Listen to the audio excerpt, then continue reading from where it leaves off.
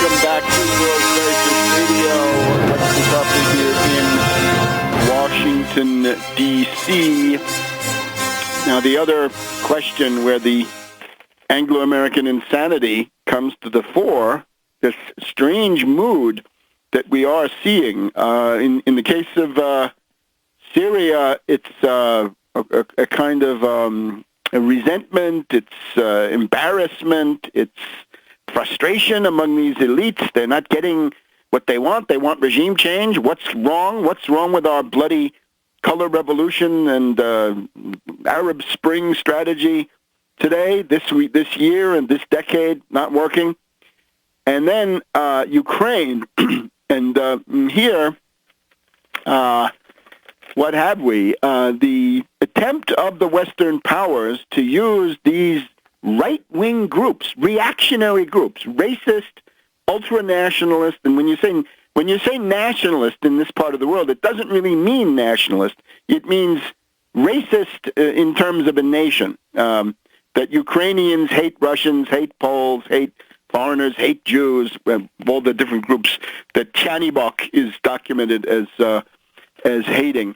And we've got the Russian Foreign Minister Lavrov in Kommersant Thursday points to his prognosis is that the attempt by NATO to destabilize the existing government of Ukraine, he thinks this will fail. It appears doomed, he says, the destabilization. The social engineering is headed for poor results.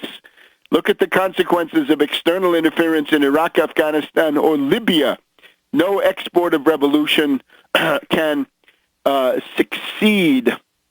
And of course, he also goes on to say the actions of the anti-government forces in Ukraine show that they are nationalistic, again it means racist, extremist, and anti-Russian, anti-Semitic, and racist.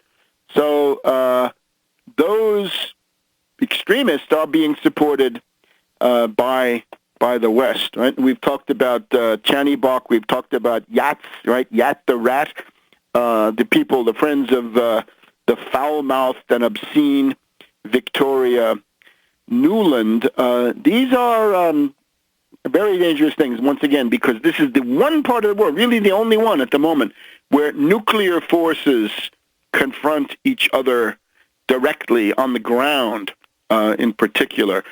You've got Natalia Vitrenko with the Progressive Socialist Party of Ukraine continuing to represent a reasonable point of view, but this is now suspended, I think, until the end of Sochi. The other one, of course, is Chicken Kiev, and that is Yanukovych, who really hasn't learned the lesson that when the destabilization starts, especially when it's these armed hooligans, and when you have Molotov cocktails and slingshots and other potentially lethal weapons, you've got to treat that very seriously. He needed to crack down more energetically earlier on and avoid this situation, because otherwise you allow the foreign support networks of these terrorists, the various,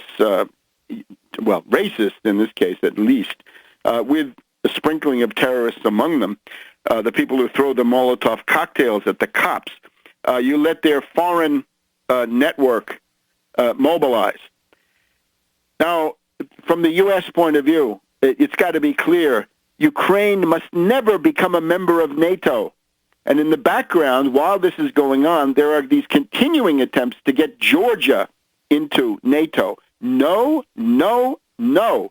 We do not want the future of the United States to be mortgaged to the unstable mental processes of some tin pot demagogue like Saakashvili of Georgia, or like somebody like Yat the rat, right?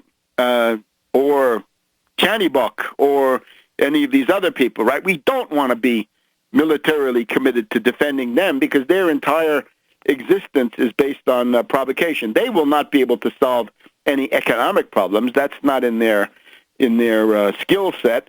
So therefore, they'll be reduced to baiting Russia, looking for conflicts with Russia, and so forth. So this is a very dangerous situation.